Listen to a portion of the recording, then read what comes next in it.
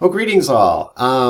Just a couple of announcements. And I don't know, words of wisdom. I don't, I don't know. And moving into this next week, but as you know, I'm sure I don't even need to issue this reminder. The midtermish assignment is due very, very soon. Actually, the window opens up tomorrow, and I'm recording this on Sunday, so Monday the 5th, and it will remain open through this week and all of next week. So it's due midnight the 17th.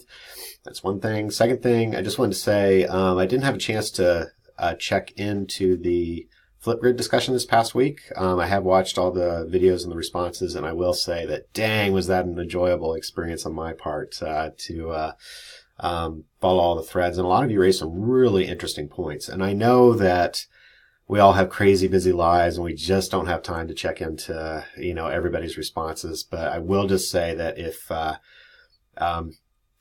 you do have to make a choice where you're not checking into everybody's posts, let me just say there's a cost to that, and that is you might potentially be missing some really interesting thoughts of your peers. But again, I know that you have to make choices, and it's certainly not required that you look at everybody's choice. But dang, were there some good ones this week. And then finally, so kind of about that. So and I tried to draw your attention to particular terms in the way I phrase the questions, but it's really important to pay particularly close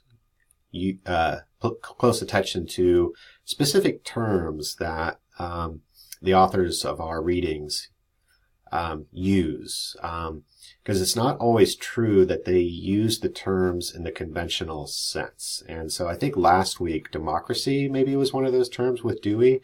I think most of you, almost all of you, picked up on how Dewey was using that term, and also Brookfield. Yeah.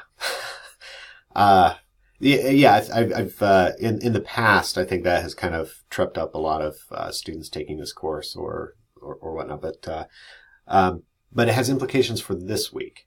So as you read the Reeve article, it's important to really pay attention to what he means by autonomy.